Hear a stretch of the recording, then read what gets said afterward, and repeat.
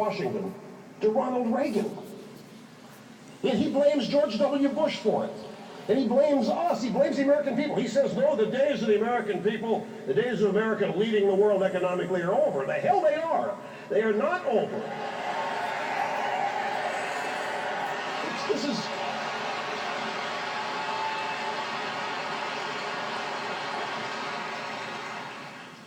We all love the country. We all want for children and grandchildren, great-grandchildren, the opportunities that we were all born to. I mean, that's the point. That is the purpose. The people who make the country work are in this room, and in rooms like this all over the country. People who make the country work are anonymous. They're not seeking fame.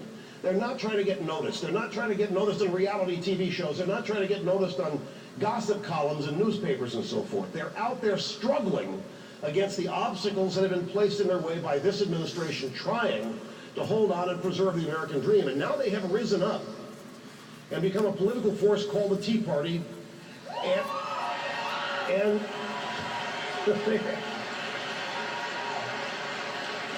I watch this, and I'm enthused and I'm optimistic about it each and every day. And I look at, let's talk about Christine O'Donnell for just a second. Now,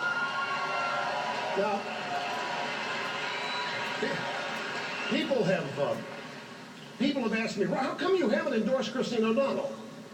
Ladies and gentlemen,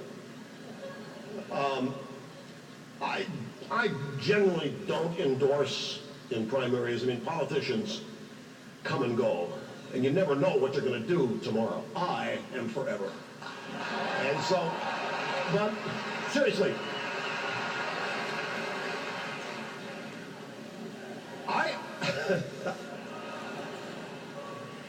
here's a woman who hasn't done anything to anybody.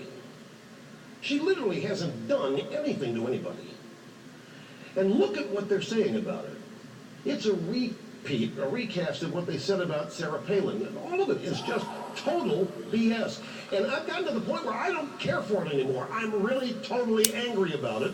And I don't think it's going to work anymore. And these people need to be shouted down on it. Because the real danger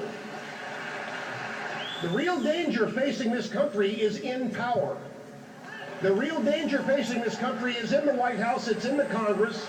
The Republicans don't have the votes to stop anything, and yet the Republicans are being blamed for all of this. It's patently absurd. I was watching Fox News the other night. I was surfing around. I don't watch cable news at night much anymore because Ted Baxter's act has gotten old. And did you Ted Baxter's joining the blackmail brigade now? I mean, Bill on Christine. I mean, Bill Maher's I'm going to release a video a week until she comes on my show. Well, O'Reilly's got an in. O'Reilly says, yes, she's been on this show. I've got some video. I'm not saying I'm going to release it, but if she doesn't come on the factor, I may release it. What is this? What is the point? The woman hasn't done anything to anybody. All she has done is come from nowhere and get rid of a rhino that had no business, was not going to be helpful at all in the United States Senate. So, anyway, I'm watching, it was Judith Miller, who, to the New York Times, is a conservative. She was on Special Report with Bret Baier, and it was the day Obama went on to have that town hall meeting with his supposed supporters who told him, hey, is this it? Is this our new reality? And he's secretly saying, yeah, get used to it. It's exactly the new reality. I mean, he thinks this country needs to pay a price for all of the oppression, all of the raping of the countryside and natural resources that we've done around. That's how he looks at the country. And it's not, why does anybody doubt this? Jeremiah Wright, he was in the church for 20 years. Oh, he didn't hear what Jeremiah Wright said. Oh yeah, okay. Right, he was a member of the church for 20 years. He didn't hear a word Jeremiah Wright said. Why would we? They did a poll on Obama. They did a poll. How many Americans think he's a Muslim? And they were stunned the media was shocked that 20% of the country thinks he's a Muslim. Why did they do the poll? I mean, it wasn't our poll. We didn't do it. It was a state-controlled media. Why did they do it? It means there's some doubt. Now, let's see. Barack Hussein Obama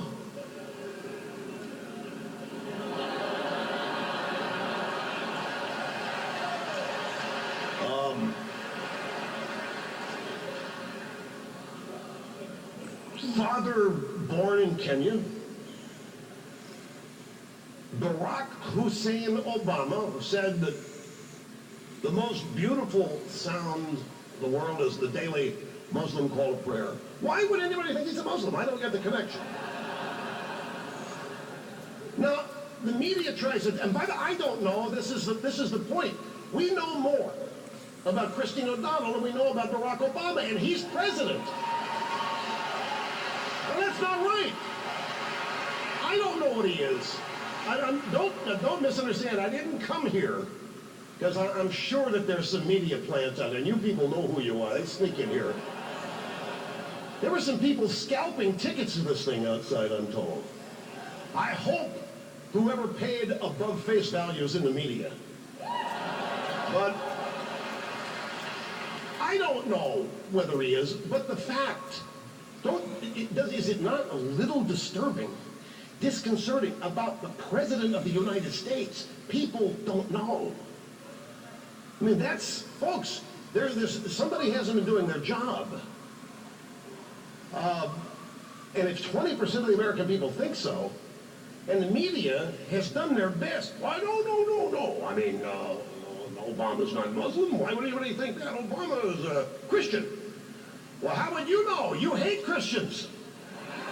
The media makes fun of Christianity. This is the contradiction. They run out. Christianity is the one religion you can mock, you can make fun of, you can insult all day long. No Christian will ever threaten to blow you up or blow up your building or they just sit there and take it. But you can make fun of them all day long. The media does it every day. Now all of a sudden, they want to say Obama's one of us. It's right in front of our face, the danger that we face here. And folks, really, when he was elected, I have to be honest with you, I don't get depressed much, but I was on the verge of it.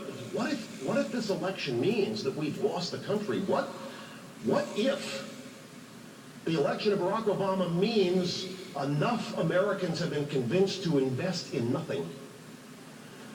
That his campaign was platitudinous nothings. Today, people remember the day the sea level began to fall. What? It's insane. And we're told he's the smart guy. We're told he's the one that's brilliant, and Christine O'Donnell's an idiot, and he's out there saying, I'm going to lower the sea levels. People remember today. Really? This guy said, Joe Biden from Delaware says he's second in line to the presidency. Joe Biden is a walking gaffe. And yet it's all of our people supposedly unsophisticated. Obama thinks there's 57 states. He went to all of them and campaigned in them.